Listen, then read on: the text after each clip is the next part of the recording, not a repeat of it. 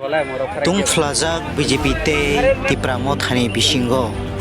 Saimanka Julaibari RD block ni bisingo khobjaknai Kolsi ADC village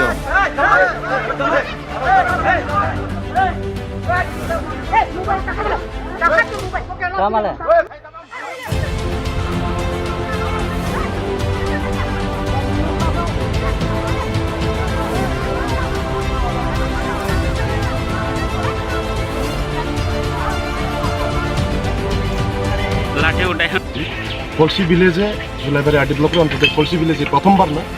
ADC প্রশাসনের তীব্রমতা ক্ষমতা পাওয়ার পর থেকে ওরা প্রতিনিয়ত আমাদের ভিলেজগুলিতে জবরদখল করার একটা চেষ্টা চালাচ্ছে।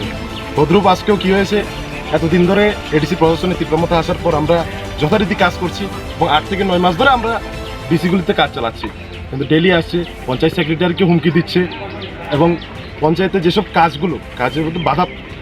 বাধা দান করছে ওনারা। তো আজকে আমাদের কলসি ভিলেজের চেয়ারম্যান সজল মক আমাদের এডিসি প্রশাসন থেকে যিনি অ্যাপ্রুভ হয়েছেন সজল মক এবং আমাদের মথার যারা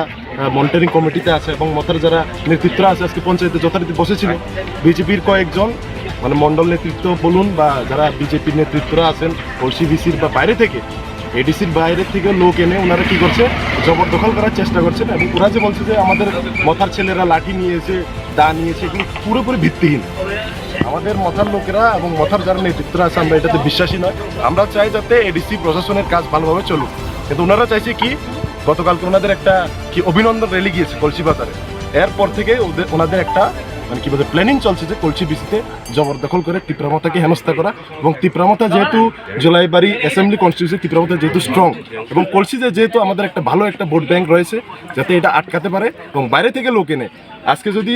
এডিসি এলাকার লোক হতো তাহলে মানতাম যে ওনারা তীব্রমতার কাজে ক্ষুব্ধ হয়ে ওনারা এসেছেন। ওনারা এডিসি এলাকার লোকও না, এডিসি এলাকার বহির্ভূত জুলাইবাড়ি থেকে লোক এনে ওনারা এখানে হাল্লা করছে যে তীব্রমতা বাধা দিচ্ছে, তীব্রমতা সন্ত্রাস সৃষ্টি করছে, সব কিছুতে আমরা বাধা দিচ্ছি, কিন্তু পুরোপুরি ঘটনাটা মিথ্যে।